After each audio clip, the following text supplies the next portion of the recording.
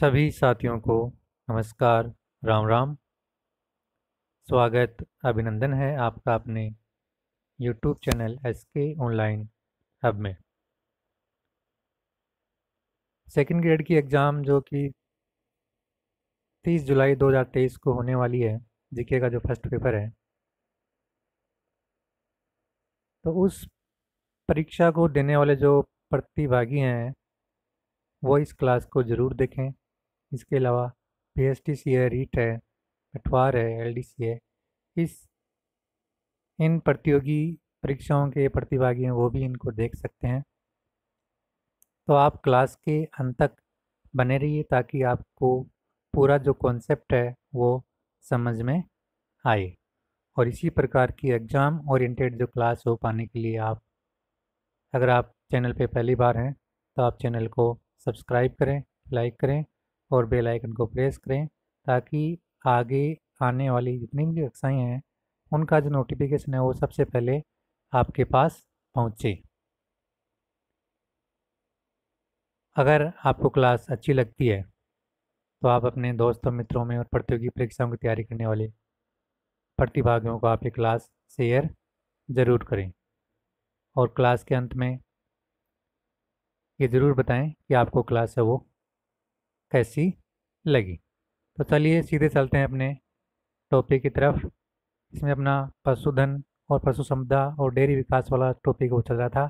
उसमें हमने part first में जो महत्वपूर्ण फैक्ट है उनका हमने अध्ययन है वो कर लिया था और आज हम बचे हुए जो फैक्ट हैं उनका हम अध्ययन है वो करेंगे।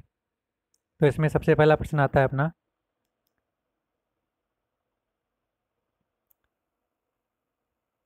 राजस्थान में सर्वाधिक व सबसे लंबी ऊन कौन सी भेड़ की नस्ल से प्राप्त होती है? तो राजस्थान में सर्वाधिक व सबसे लंबी ऊन है वो जैसलमेरी भेड़ की नस्ल से वो प्राप्त होती है। दूसरा अपना क्वेश्चन है, गलीचों के लिए श्रेष्ठ ऊन देने वाली भेड़ कौन सी है? गलीचों के लिए श्रेष्ठ ऊन देने वाली भेड़ कौन सी है जिसके कान चरते समय जमीन को स्पर्श करते हैं? यानी अब इसमें दो फैक्टर दिए गए हैं कि गलीचों के लिए सब श्रेष्ठ ऊन देने वाली भेड़ कौन सी है जिसके कान वो चरते समय जमीन को स्पर्श करते हैं।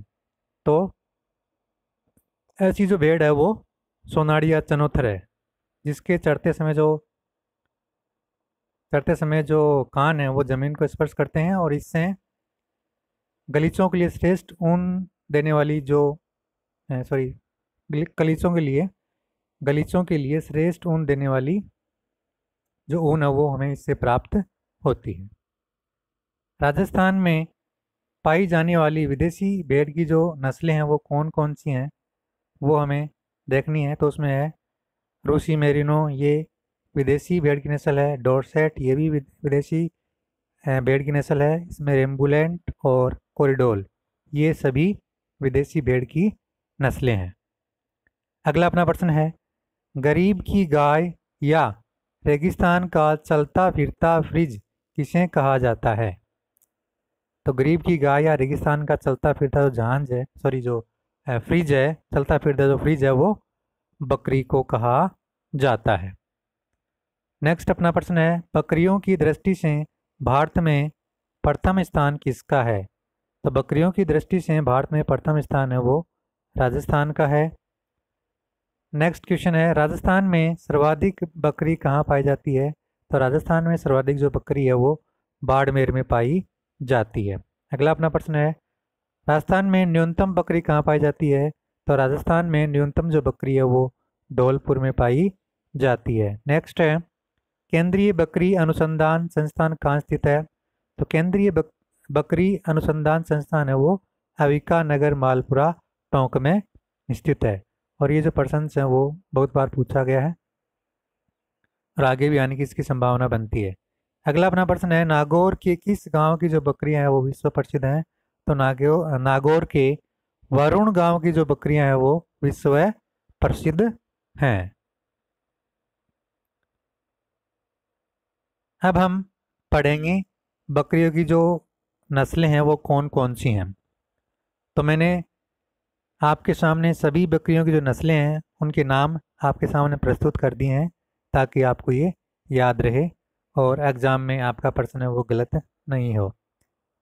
इसमें पहली बकरी की नस्ल है जमनापरी, परबतसरी, मारवाड़ी, सिरोही, झकराना, शेखावाटी और बर्बरी। ये सभी बकरियों की नस्लें हैं। अब कौन सी जो बकरी की नस्ल है वो कहाँ पर पाई जाती है वो हम देखेंगे। तो इसमें जमनापरी है वो हाड़ौती क्षेत्र में पाई जाती है। जमनापरी नस्ल की जो बकरी है वो हाड़ौती क्षेत्र में पाई जाती है। इसके अलावा परबतसरी नस्ल की जो बकरी है वो नागौर, अजमेर, जयपुर और टोंक में पाई जाती है। मारवाड़ी बकरी की जो नस्ल है वो पाली, जोधपुर, जालौर, बाड़मेर और जैसलमेर में ये पाई जाती है। सिरोही नस्ल की जो बकरी है वो सिरोही में, जालौर में, उदयपुर में और अजमेर में ये पाई जाती है। नेक्स्ट है झकराना और अलवरी नस्ल की जो बकरी है वो अलवर और बहरौड़ तहसील से इसकी जो मूल उत्पत्ति है वो हुई है। बर्बरी नस्ल की जो बकरी है वो राजस्थान के दक्षिणी व पूर्वी भाग में पाई जाती है। और शेखावाटी बकरी की जो नस्ल है वो सीकर, चूरू और झुंझुनू में पाई जाती है। चलते हैं अपनी नेक्स्ट स्लाइड पे। राजस्थान की सबसे सुंदर व सर्वाधिक प्रजनन क्षमता वाली बकरी कौन सी है? तो राजस्थान की सबसे सुंदर व सर्वाधिक प्रजनन क्षमता वाली जो बकरी है वो बर्बरी नस्ल की बकरी है। नेक्स्ट क्वेश्चन है राजस्थान की बिना सींग वाली, ये यहाँ पे थोड़ा सा मिस प्रिंट हुआ है तो यहाँ पर ये बिना सींग वाली है। ये यहाँ पे ख को आप ब पढ़ोगे, बिना सींग वाली, ये आपके यहाँ पे है बिना सींग वाली। बिना सींग वाली जो बकरी है जिसे काजरी के वैज्ञानिकों ने तैयार किया वो कौन सी नस्ल है? तो राजस्थान की बिना सींग वाली बकरी जिसे काजरी के वैज्ञानिकों ने तैयार किया वो नस्ल शेखावाटी नस्ल है। यानी शेखावाटी नस्ल की जो बकरी है वो बिना सींग की होती है और इसे काजरी के वैज्ञानिकों ने तैयार किया है। नेक्स्ट अपना प्रश्न है हरियाणा की बीटल व राजस्थान की सिरोही बकरी की नस्ल की जो मिश्रित नस्ल है वो कौन सी है? तो हरियाणा की बीटल और राजस्थान की सिरोही बकरी की नस्ल का जो मिश्रित रूप है वो परबतसरी नस्ल की बकरी है।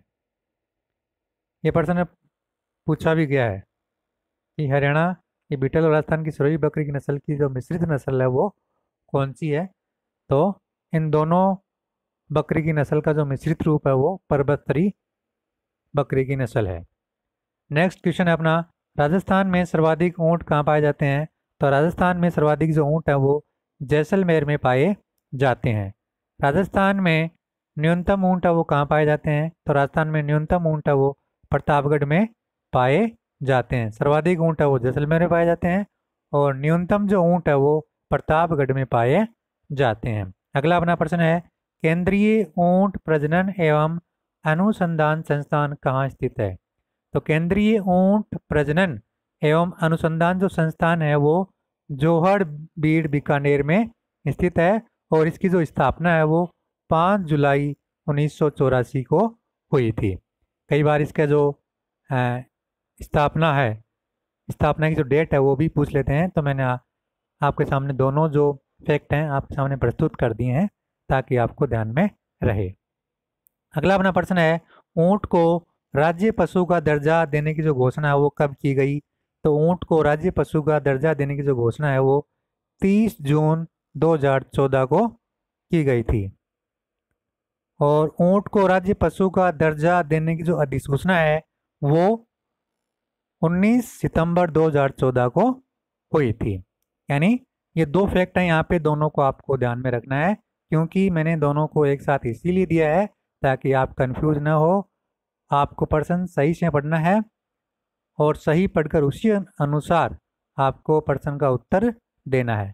एक में ये पूछा गया है ऊंट को राज्य पशु का दर्जा देने की घोषणा, एक तो घोषणा होती है एक अधिसूचना जारी होती है, दोनों में अंतर होता है तो इसलिए दोनों की जो डेट है वो भी अलग अलग है। घोषणा हुई थी 30 जून 2014 को और इसकी जो अधिसूचना है वो जारी हुई थी 19 सितंबर 2014 14 को। चलते हैं अपनी नेक्स्ट स्लाइड पे। अब हम अध्ययन करेंगे ऊंट की जो प्रमुख नस्लें हैं वो कौन कौन सी हैं, और कई बार एग्जाम में इनसे जो पर्सन है वो पुटअप हो जाते हैं और आपसे पूछते हैं 4-5 जो नस्लों के नाम दे देंगे किसमें से जो ऊंट की नस्ल है वो कौन सी नहीं है। तो आपने अगर ऊंट की नस्लों को एक बार पढ़ा है ध्यान से तो वो आपको ध्यान में रहेंगी और आपका प्रश्न वो गलत नहीं होगा। तो ऊंट की नस्लों में पहली आती है बीकानेरी, जैसलमेरी, नाचना, गोमट, सिंधी, कच्छी, अलवरी। ये सभी की सभी जो नस्लें हैं वो ऊंट की नस्लें हैं। राजस्थान में तेज दौड़ने में सर्वश्रेष्ठ ऊंट की जो नस्ल है वो कौन सी है? तो राजस्थान में तेज दौड़ने में जो सर्वश्रेष्ठ ऊंट की नस्ल है वो जैसलमेरी ऊंट की नस्ल है। यानी जैसलमेरी ऊंट की जो नस्ल है वो सर्वश्रेष्ठ, दौड़ने में सर्वश्रेष्ठ है, यानी दौड़ने में वो अच्छा है। अगला अपना प्रश्न है, जैसलमेर के किस क्षेत्र का जो ऊंट है वो सर्वश्रेष्ठ माना जाता है?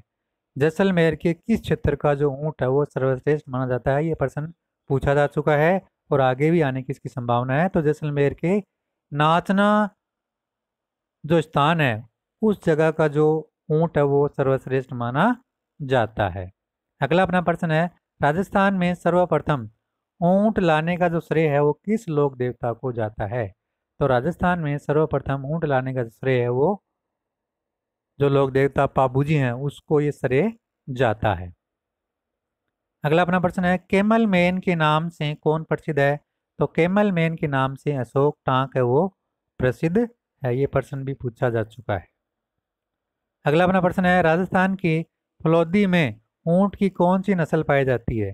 तो राजस्थान की फलोदी में गोमठ ऊंट की जी जो नस्ल है वो पाई जाती है राजस्थान के फलोदी में। राजस्थान में सर्वाधिक पाई जाने वाली ऊंट की नस्ल है वो कौन सी है?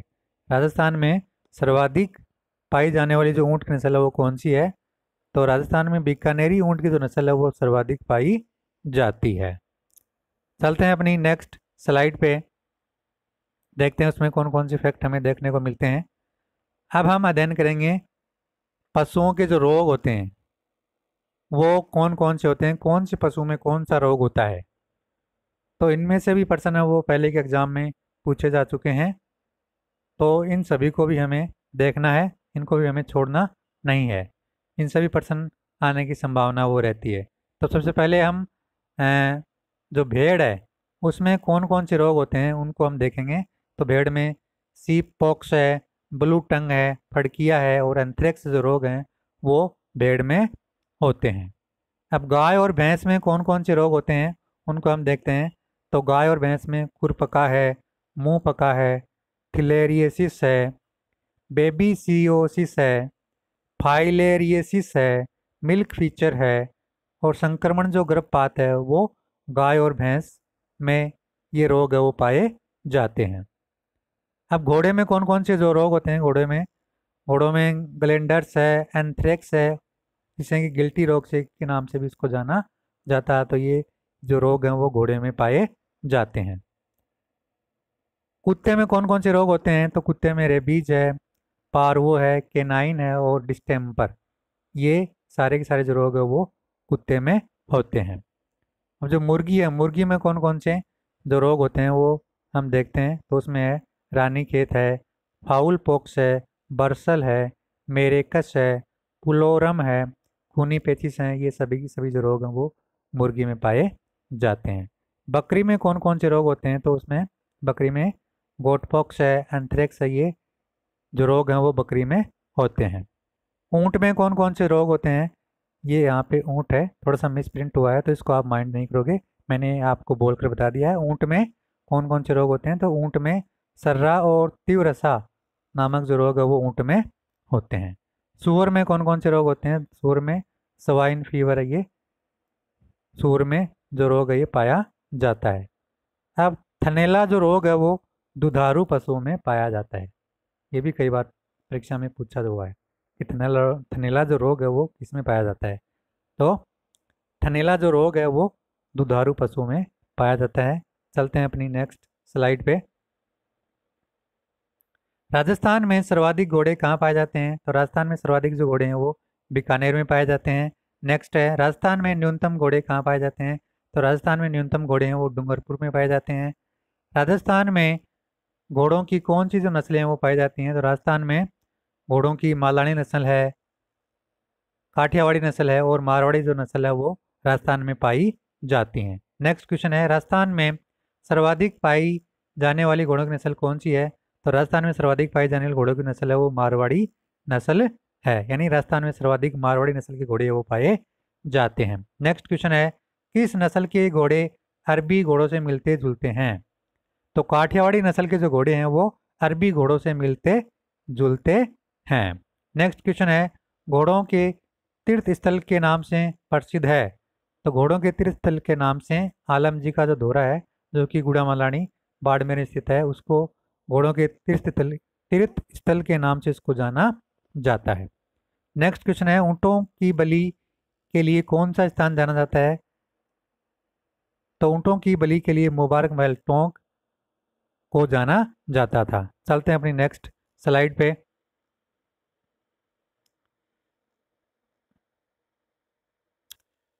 इसमें पहला प्रश्न, राजस्थान में डेयरी विकास की शुरुआत कब हुई? तो राजस्थान में डेयरी विकास की शुरुआत है वो 1957 में से हुई। नेक्स्ट क्वेश्चन है, राजस्थान राज्य डेयरी विकास निगम की कब व किसकी सहायता से इसकी स्थापना हुई? तो राजस्थान राज्य डेयरी विकास निगम की जो स्थापना है वो 1975 में विश्व बैंक की सहायता से इसकी स्थापना है वो हुई थी। 1970 में वर्गीज कुरियन द्वारा 10 राज्यों में ऑपरेशन फ्लड शुरू किया गया, जिसे कहते हैं, तो उसे श्वेत क्रांति के नाम से उसको जाना जाता है, जो कि 1970 में वर्गीज कुरियन ने 10 राज्यों से उसकी शुरुआत है वो की थी और इसका नाम था ऑपरेशन फ्लड। अगला अपना प्रश्न है, राजस्थान सहकारी डेयरी फेडरेशन की स्थापना है वो कब हुई? तो राजस्थान शहरी डेयरी फेडरेशन की जो स्थापना है, राजस्थान सहकारी डेयरी फेडरेशन की स्थापना है वो 1977 में हुई। राजस्थान में सर्वाधिक दूध का जो संकलन है वो कहाँ होता है? तो राजस्थान में सर्वाधिक दूध का जो संकलन है वो जयपुर में होता है। तो इस प्रकार से आज हमने राजस्थान के पशुधन और डेयरी विकास के जो महत्वपूर्ण फैक्ट हैं उनका हमने अध्ययन किया है। तो आप कमेंट कर जरूर बताएं कि आपको क्लास है वो कैसी लगी, और अपने दोस्तों मित्रों में इस क्लास को शेयर जरूर करें। और अभी तक जिन्होंने चैनल को सब्सक्राइब नहीं किया है तो इसी प्रकार की क्लासें पाने के लिए आप चैनल को सब्सक्राइब करें। वीडियो देखने के लिए सभी प्रतिभागियों को दिल से धन्यवाद।